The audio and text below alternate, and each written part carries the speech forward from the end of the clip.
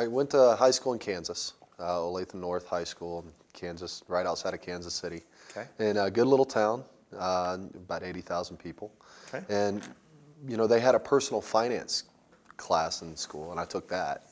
And but they taught you how to write a check. That's about all they taught you. You know? Here's how to write a check, and here's how to balance a checkbook. There you go. You're on your own. So, you know, that was my background as far as school went. When you went to high school, were you required to take a personal finance class? You weren't required. It was an elective. Okay.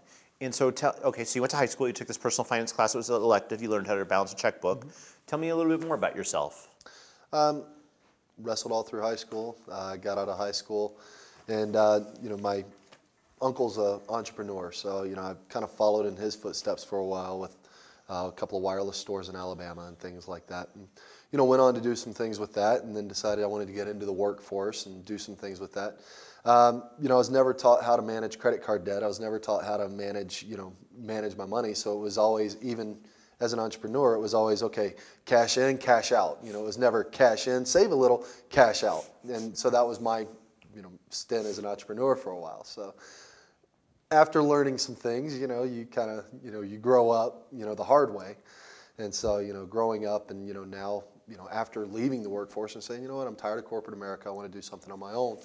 So now that's where, you know, my wireless stuff is now, and being able to do some of that. So, you know, and learning over time, okay, you know, you take this much in, you save this much, you put this towards this, and, you know, the profit, you might want to save that for a little bit instead of going out and buying the new Hummer. So did you learn everything by trial and error? Pretty much. That and, you know, a couple of people along the way that give you the good kick. So the trial and error, I mean, did you have errors where that cost you money? Many times. Many times. And in hindsight, if you had had some better financial education, particularly in the school system, do you think that would have helped you? I'd be sitting here telling you about a different side of my life. Okay. So. Well, tell us about the side of your life. Tell us your situation. Again, you know, never knowing how to manage credit card debt. Maxed out a lot of credit cards. Credit score went from, you know, high 700s all the way down to the low 500s, almost dipping into the 4s. Actually, I think at one time it did dip into the 490s. So, I mean, you know, you go through that, you know, and you're living up here, and then you're, you know, always struggling to stay up there. But nobody teaches you how to stay up there. Even to this day, I don't know what it would take to stay right there at the top, other than, hey, pay your bills. But, you know, things happen, you know, especially in business. With the way the economy is right now, you know, it's tough to do. But. And when did you get, do you know when you got your first credit card, how old you were? I was 18. And how did you get it? Did you pick up the phone one day and call the credit card company and go, I would like to have one of your cards? No, I think it was probably about a couple of months after well, it was actually after the summer of my 18th birthday. I was in April, my birthday. And I think it was in August. I think I got something in the mail. And I looked at it and I was like, oh, okay. This is cool. So, you know, and I filled the thing out. It went back. They gave me a credit card. It was like $300 was the limit. And I'm like, oh, wow, you know, I got $300. So I went out and I think I bought new shoes and a new shirt. You know, I bought sunglasses from Sunglass Hut. I bought a $119 pair of sunglasses.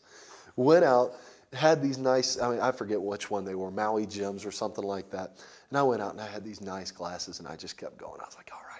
2 days later, I lose these glasses. They are gone. Can't find them. And it's like, oh, well, it was on the credit card, you know. And then the bill comes, and you're like, now what do I do? So, you know, it's like, oh, I could pay this $360, or I could pay $20. $20. And so I got myself into that rut. And then, you know, good old Visa and MasterCard, they love you if they, you know, if you're paying that, they'll give you a little raise in your limit. You know what? Let's go ahead and give him another 1,000, see how he does with that. And so it's kind of like crack almost. You know, you get hooked once and you're just using it. And so that's kind of not that I've ever done crack. Never done crack. Let's just get that right for the camera. But so I've heard. But I mean it's addictive. I mean, you have money that's not really your money, and all you have to pay is just a little bit of it. So